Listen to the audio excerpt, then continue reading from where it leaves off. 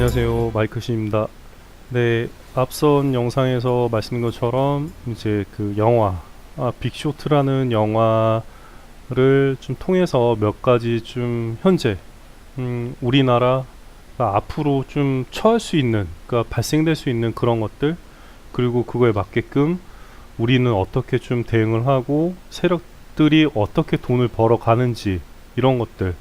그러니까 이제 빅쇼트라는 영화에서는 거기에 들어가 있는 뭐 운용사라든가 직접 실적으로 투자가 들어가 있는 사람들에 대한 내용들은 간단하게 나와요. 그러니까 전체적인 내용은 왜 2008년 그 금융위기가 왔고 거기서 그 네 팀이 일단은 뭐 굉장히 많은 돈을 벌었다 이런 간단한 내용이긴 한데, 근데 그 와중에 굉장히 조금 우리나라와 비슷하게 가고 있는 내용들이 있기 때문에 요거를 좀 그 소개를 해드리고자 해요. 제 설명드리면서 영화를 꼭 보시면 아마 이해가 가실 거예요. 저는 간단하게 좀 내용을 설명드리고 앞으로 어떻게 조금 대응해 가야 될지에 대해서 그 주시장이든 그에 대해서 대응해 갈지에 대해서 좀 설명을 좀 드리도록 할게요. 물론 제가 설명드린 내용들이 다 100% 확실한 건 아닙니다. 그건 다 아시잖아요, 그죠? 일단은 빅쇼트라는 영화를 제가 직접 영화를 이렇게 좀 이렇게 좀 보여드리면서 설명을 드리고자 했는데, 제가 저작권법에 대한 내용에 대해서는 굉장히 무지하다 보니까 괜히 좀 섣불리 이렇게 좀 영화를 갖다가 보여드리면서 하기가 좀 그거 해서, 일단은 빅쇼트라는 영화예요. 간단하게 일단은 왜 2008년 글로벌 그 금융 위기가 왔고, 그 다음에 그걸로 인해서 미국 사회가 그 동안에 어떻게 좀 부패가 돼 있었는지 이런들의 내용, 그리고 결국에는 4명의 그 팀들이 돈을 많이 벌었다 이런 내용들입니다. 일단은 첫 번째로 좀 말씀을 드릴게요. 첫 번째로 빅쇼트에서 나오는 게 뭐냐면 돈이 없는데도 대출을 받아서 집을 구매가 가능했습니다.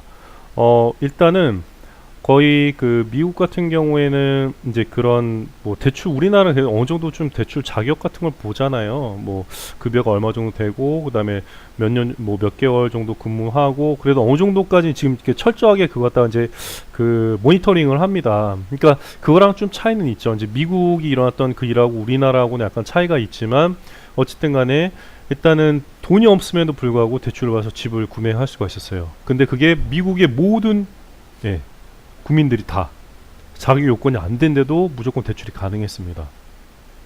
근데 결국에는 돈이 없는데도 대출이 가능하다 보니까 보통 뭐 미국은 대출이 어떤 식으로 뭐 몇 년 기한을 두고 하는지 모르겠지만 우리한테 보통 10년, 20년, 30년 이렇게 기한을 두고서는 이자만 내다가 뭐 1년 이자 내다가 나중에 뭐 원금 플러스 이자 해가지고 내는 방식으로도 이렇게 하고 있잖아요.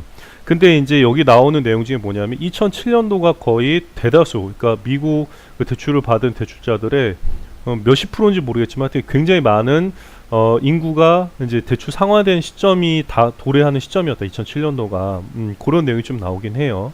그래서 그게 좀 문제가 됐었고, 두 번째는 그냥 그렇게만 끝나면은 미국에서만 그렇게 돌고 끝나면 상관없어요. 대출 뭐 만약에 대출자가 많아서 나중에 상환이 안 돼서 뭐 그냥 자국 내 금융권들이 부도가 났으면 상관없겠지만 그 부실한 대출 채권 있잖아요. 채권을 갖다가 딱 그 대출 하나 채권을, 그러니까 채권을 하나, 대출 채권이죠.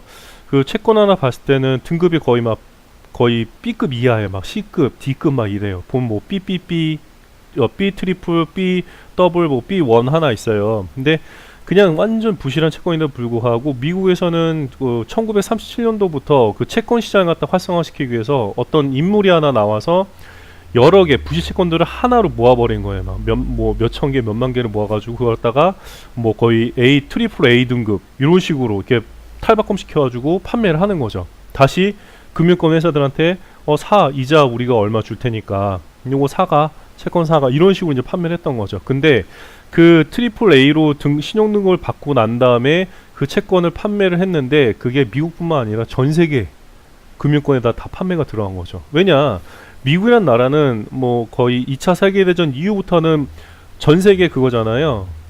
천조국이라 하죠. 국방 예산 천조국이라 하죠. 그러니까 미국은 안전하니까 그냥 묻지도 하지 않고 그냥 신용등급 회사 뭐 S&P라든가 뭐 무디스라든가 이런 회사에서 뭐 트리플 A 등급 줬으면 이거는 확실해. 그우선은 결국에는 그 부실 채권들을 갖다가 여러 나라 금융권에서 사가게 되는 거죠. 순서가.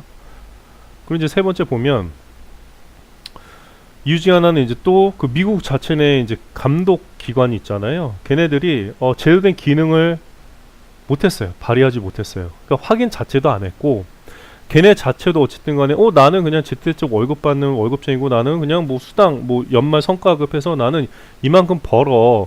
근데 그게 그 채권 자체가 우리가 봤을 때는 그냥 A 등급이고 그러니까 A 등급이고 뭐 트리플 A고 신용 등급 평가사에서 이렇게 매겨줬기 때문에 내가 이거 검증할 필요 없어. 약간은 안일한 그런 것도 있었지만, 그게 이제 안일한 대응 자체가 오래되다 보니까 그냥 습관처럼 돼버린 거죠. 그냥 등급 A 등급 뭐 트리플 A 뭐 더블 A니까 이건 괜찮아, 오케이 다 오케이 해요. 그러니까 감독기관 자체에서 제대로 된 검증이라든가 그것다가 실적으로 확인을 안 했던 거죠. 결국에 또 그게 문제가 됐던 거고. 그리고 이제 네 번째는 뭐냐면은 영화에서 보면은 사기가 판을 친다고 해요. 어떤 사기, 뭐 다단계든 아니면은 뭐 대출 사기든. 그러니까 우리나라도 약간 이건 비슷한 것 같아요. 그러니까 우리나라가 좀 비슷한 건 뭐냐면은 뭐 부실한 채권 우리가 여러 개 모아서 뭐 다른 나라에 판매, 안 사가죠 솔직히. 누가 사가요? 지금은 그렇진 않겠죠.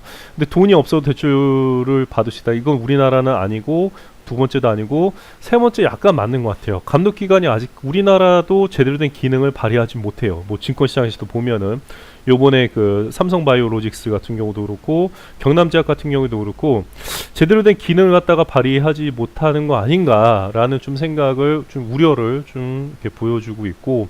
그러니까 또 우리나라 비슷한 게 사기가 판을 친다고 하잖아요. 이제 뭐 증권가에서도 사기, 아니면 뭐 여러 가지 사기들이 계속적으로 판을 치고 있죠. 이 한 단적인 예로 뭐냐면 97년도 IMF가 왔을 때 그 전에 사기꾼들이 그렇게 많았었어요. 사기꾼 그렇게 많았습니다. 아마 그 시대를 살아셨던 분들, 국가 부도의 날도 한번 보세요. 모르시는 세대 있을 수 있지만 저는 그 IMF로 겪고 왔던 세대이기 때문에 좀 잘 알거든요. 굉장히 사기들이 빈번하게 막 발생을 했었어요. 막 뭐 다단계든 뭐든 간에 굉장히 사기가 막 판을 치는 시점이었었습니다. 그러니까 큰 맥락으로는 네 가지가 일단은 좀 그 복합적으로 쌓여서 결국 2007년도 거의 하반기에 그렇게 한 방에 터지게 된 거죠. 왜냐, 그때 거의 만기 도래되는 시점에 돈이 없으니까 돈을 못 내니까요. 그리고 직업도 없어 애들이. 그때 뭐 미국이 그렇게 뭐 경기가 좋았진 않았던 것 같아요. 근데 대부분이 이제 실업률이 높았고, 그러다 보니까 돈을 갚아야 될 인구도 좀 적었고, 이제 그게 결국에는 도면처럼 터진 거죠. 그러면 비슷한 거 우리나라도 약간 거기서 약간 비슷해요. 뭐냐면 거의 아까 그 제가 앞전에 영상에서 말씀드린 것처럼 거의 우리나라 같은 경우도 주택담보대출 이런 그 대출이 굉장히 많단 말이에요. 그런데 보통 그 기한이 10년, 20년, 30년이에요. 물론 지금은 다 직장 생활하고 계시고 뭐 꼬박꼬박 제때 돈을 내고 계시지만, 거기도 영화에 보면은 이 모기지는 무조건 낼 수밖에 없는 그냥 고정적인 지출이다라고 얘기를 해요. 근데 내가 직장 생활을 못하게 되면 당연히 돈을 못 내야 되잖아요. 그죠? 그렇잖아요. 그러면 뭐 사금융 쓰든 아니면 뭐 쓴다 하더라도 한계가 있죠. 사금융도 한계가 있잖아요. 그죠? 이자가 높은데 24%막 그렇게 높은데 못 내잖아요. 결국에는 그게 도미노처럼 터지게 되는 거죠. 그게 한 방에 2007년 거의 하반기에 터지면서 결국에는 미국의 AIG 그룹, 그다음에 그 페니메이, 이게 대형 뭐 리브 뭐죠? 까먹었다. 하여튼 그 회사들이 줄 부도가 나게 되는 거죠. 그러면서 그 여파가 전 세계로 다 퍼지게 된 거고요. 그러면 이 영화는 간단하게 말씀드렸지만, 그거를 우리나라에 좀 이렇게 비교를 해보자면은, 우리나라 같은 경우에도 지금 현재 대출자가 굉장히 많습니다. 전 인구의 한 3분의 1, 3분의 1 가까이 넘는 수치가 거의 3분의 2 가까이죠. 3분의 2 가까이가 다 대출을 끼고 살고 있어요. 그런데 직장 생활을 잘 하고 있지만 우리나라 경기가 결코 좋지 않아요. 그쵸? 지금 굉장히 힘든 상황입니다. 막 그 뉴스나 언론 같은 거 보면은 자영업자분들 굉장히 힘드시죠. 많이 힘드실 거예요. 그러니까 제가 단적인 기사 하나 보면 어느 집에서 미용실 하는 분이 너무 그러니까 돈을 못 버니까 앞에 가판대다 컵라면을 팔았어요. 그래서 하루 그걸로 뭐 3, 4만 원씩 좀 수익을 올렸나봐요. 돈을 버셨나봐요. 근데 그 바로 옆에 있는 슈퍼집에서 고소를 하는 거예요. 이거 팔지 마라. 근데 그 불법은 아니거든요. 그러니까 포장된 제품을 파는 건 불법이 아니래요. 근데 그 정도, 그러니까 단적인 예지만 그 정도로 경기가 굉장히 안 좋다라는 거. 지금 우리나라 상황이에요. 우리나라 상황이. 그걸 느끼고 계신 분도 계실 거고 못 느끼는 분도 계시겠지만 우리나라 경제 지금 경기가 굉장히 안 좋아요. 안 좋은 상황인데 지금 만기도에 대해서 들어오는 그런 대출이 굉장히 많아지지만 그 데이터 한번 통계를 보시면은 지금 현재 개인회생이라든가 개인워크가 신청하는 숫자가 어마어마하게 늘어나고 있습니다. 사금융을 거쳐서 결국에는 그 수치가 어마어마하게 늘어나고 있어요. 결국에는 우리나라도 지금 같은 이제 우리나라는 뭐 만약 부도가 난다 그러면은 국제적으로 그러니까 전 세계적으로 뭔가 파장을 가지는 않겠지만 일부 파장 간다 하더라도 우리나라만 죽겠죠. 우리나라 주변에 있는 뭐 그냥 몇몇 국가들 포함해서 몇몇만 가겠죠. 근데 지금 상황이 거의 똑같이 움직이고 있다라는 거죠. 감독 기관에서 제대로 관리 감독한다 하더라도 이미 우리나라는 선을 벗어난 거예요. 대출 잔고가 거의 몇천 조인데요. 이미 벗어났어요, 판을. 벗어난 상태에서 이미 경기는 하향 곡선이고 그러다 보니까 결국에는 그 2008년 글로벌 위기가 우리나라에 다시 한번 올 수밖에 없다라는 거죠. 그게 원래는 뭐 10년 주기 설 이런 거 있잖아요. 근데 지금 상황에서는 올해 바로 아니면 내년 초에 와도요 이상하지 않아요. 우리나라의 뭐 디폴트 선에서 우리는 돈 너희한테 못 줘. 진짜 그렇게 발생될 수 있는 상황이 지금이에요. 굉장히 심각합니다. 심각한 상황이에요. 근데 지금 주시장 보면은 제가 아까도 말씀드린 것처럼 다른 신흥국들은 거의 막 바닥 경기 막 증시가 막 거의 바닥을 칠 정도로 막 진짜 하락하고 막 그랬었어요. 근데 우리나라는 그나마 다시 뭐 50% 코스닥 같은 경우에는 뭐 700포인트 700에서 뭐 600 몇으로 왔다 갔다 계속 하고 있었잖아요. 코스피도 뭐 2100에서 2000 사이로 왔다 갔다 하고 있고 그나마 그걸 버티고 있는 게 북한이라는 이슈 때문에 그런 거예요. 어떤 좀 이게 모르시는 분들이 뭐 우리나라 정부에서 북한에다가 돈을 퍼주네 마네 그런 얘기하고 있지만요. 만약에요 북한이란 이슈가 우리나라에 없었으면은 우리나라는 벌써 진작에 우리나라에 있던 돈들은요 다 외국 자본들 달러들은 빠져가지고 미국 갔습니다. 그러면 IMF 같은 상황 똑같이 옵니다. 물론 지금 외환 보유가 많기 때문에 그거 갖다 대응할 수 있지만 그게 아니라면은 그냥 미국의 2008년 글로벌 위기 같은 상황이 지금 바로 발생해도 이상하지가 않아요. 이해 가시나요? 근데 또 웃긴 건 뭐냐면은 그게 제대로 뭐 그냥 얼레벌레 해가지고 막 갖다 쳐요. 근데 우리나라 보면요 지금 현재 일할 수 있는 인구가 10년 안에는 거의 현재 인구의 그러니까 현재 일하고 있는 노동 인구의 3분의 1 가까이가 줄어든다고 해요. 거의요. 그런데 그게 갈수록 계속 인구가 줄어들죠. 일할 수 있는 잉여 인구 있죠. 잉여 인구. 일할 수 있는 인구가 줄어든다는 거예요. 애기들 안 나니까. 돈 벌기 힘든데 누가 애를 낳습니까? 그건 다 아시는 거잖아요. 그죠? 그게 악순환이 된다는 거죠. 근데 정부에서도 이걸 갖다가 어떻게 해결할 수 있는 방법 자체가 없어요.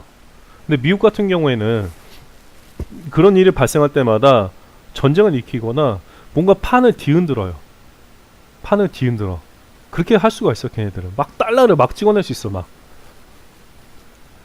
달러를 막 찍어가지고 경기 부양한다고 막 달러를 막 찍어도 돼. 뭐 달러값 떨어져도 상관 안 해. 어차피 국제 공용 통화는 달러니까. 미국은 그게 가능한데 우리나라는 굉장히 심각하다라는 거죠. 이해 가시나요? 근데 보세요.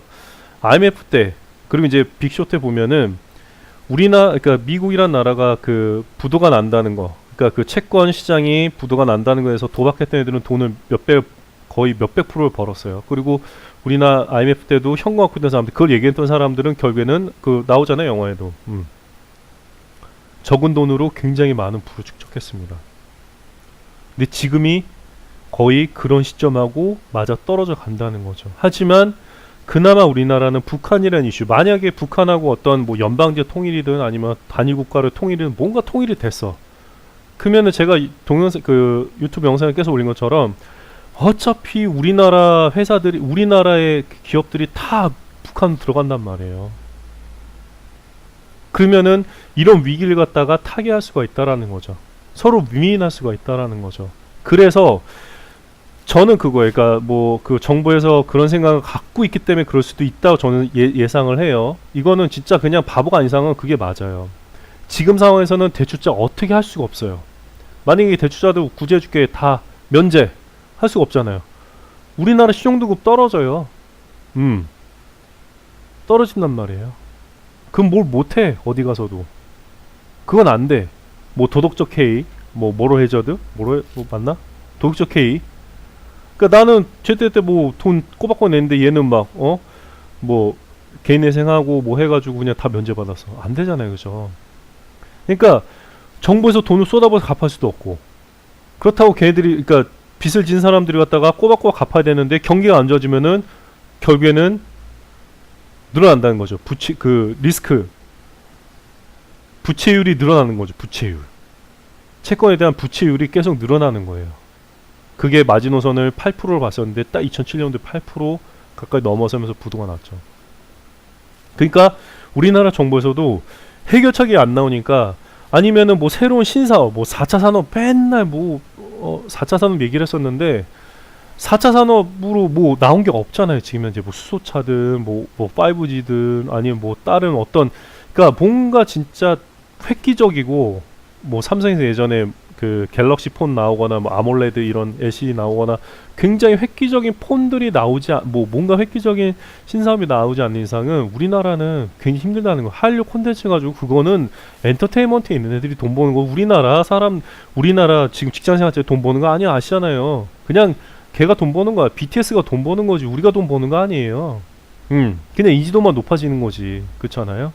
그러면 지금 정부에서는 해결책은 뭐냐면, 빠르게 북한하고 어떤 그 회담을 통해서, 아니면 진짜 어떻게든 간에 빨리 개방을 시켜서, 뭐 비핵화 시키든 개방시켜서 북한으로 우리나라 기업이 들어가게끔 만들려고 하는 거예요. 들어가야 돼요. 북한으로 들어가야지만 뭐 개성공단이든 뭐 다른 공단이든 빨리 오픈을 하고 거기서 계속적으로 생산이 되고 저가의 상품, 품질 좋은 저가의 상품들이 나와가지고 그게 계속 수출이 되고, 그 다음에 그 공단 자체가 늘어나고 우리나라에 있는 자본이 계속 북한으로 들어가고, 외국 자본들은 외국 자본대로 일단 뭐 미국에는 어느 정도 할당량을 주게, 중국하고 미국한테는 뭐 중국, 미국, 러시아, 일본한테는 어느 정도 이렇게 좀 투자할 수 있게끔 여력을 주겠지만 거의 대부분 우리나라에서 일단 기업들이 다 들어갈 거란 말이에요. 그러면 그때는 이 문제들이 다 해결이 된다. 해결되겠죠. 연장하면 되잖아. 10년, 20년 연장하면 되잖아. 대출. 그죠? 연장해서 돈 나 벌어. 근데 북한하고 일단은 뭐 통일되든 뭐가 됐어. 근데 막 기업에서 막 이제 돈을 많이 버니까 월급도 올라갈 수 있다란 말이야. 그러니까 정부에서 그거죠. 기업이 일단은 돈을 많이 벌게 되면, 야, 이제부터는 뭐 최저시급 8,000원, 9,000원, 만원 해도 문제 삼지 마. 올려. 그게 되는데, 지금 봐요. 내년 1월에 뭐 최저 임금이 8천 몇백 원을 오르잖아요. 다 죽어나가고 있죠. 자영업 하시는 분들, 기업들 다 힘들잖아요. 그럼 만약에 북한하고 어떤 통일이라든가 이런 게 딱 발생이 됐을 때는 어떻게 될 것 같아요? 경기가 다시 살아나겠죠. 그거예요. 이해 가시나요? 그러니까 빅쇼트라는 영화를 통해서 우리나라의 앞으로의 지금 현재 모습과 앞으로의 미래를 갖다 어느 정도 좀 예측할 수가 있다는 거죠. 그리고 국가의 부도 날 못 보신 분들 꼭 보세요. IMF라는 그 시점, 그다음 2008년도라는 시점을 갖다 알고 히스토리를 알고 한 다음에 앞으로를 갖다 어느 정도 예견하고 들어갈 수가 있다라는 거예요. 지금이 딱 그거예요. 불안불안한 거예요. 횡보할 수 있는 시점이에요. 오르락내리락 하다가 갑자기 북한이 미사일을 쐈어. 이제 그냥 난 핵미사일 만들어서 너희 다 죽여버릴 거야. 이런 순간 우리나라 증시라든가 경기는 완전 바닥을 칠 거란 말이에요. 근데 그 상황은 아니기 때문에 계속 간을 보고 있는 거예요. 보면 간을 위아래로 계속 간 보고 있는 거예요. 이해 가시나요? 그래서 제가 대북주는 솔직히 실체가 없어요. 지금 걔네들 다 적자예요. 근데 걔네들한테 침울한 이유는 어쨌든 걔네들이 개성공단 첫 입주한 회사들이기 때문에 다시 한번 개성공단 오픈되면 먼저 들어갈 거란 말이에요. 그죠?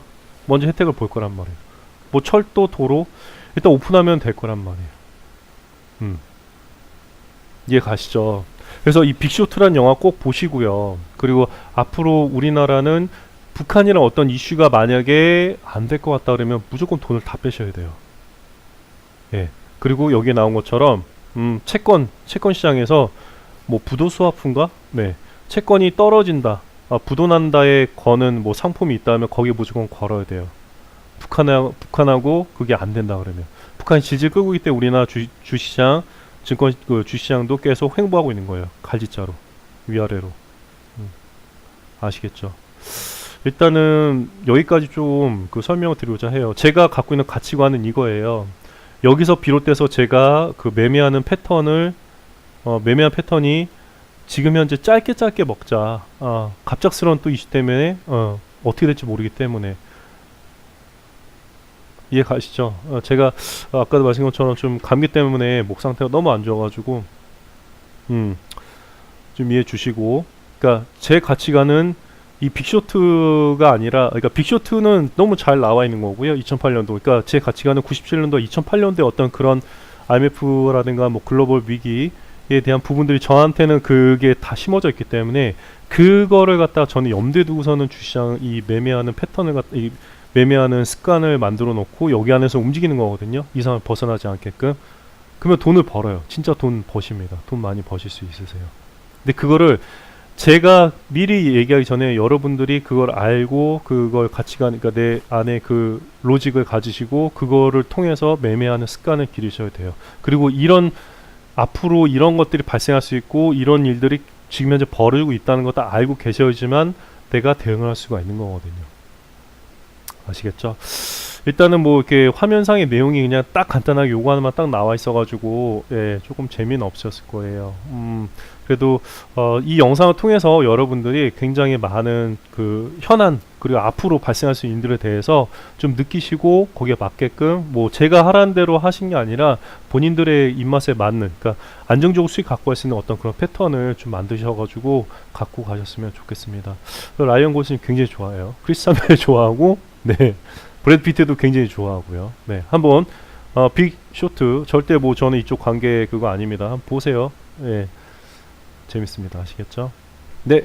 그러면 오늘 좋은 하루 시고 이 영상을 통해서 다시 한번 거듭 발전하시고 더 많은 깨달음 갖고 가셨으면 좋겠습니다. 물론 제 사견이긴 하지만요. 아시겠죠?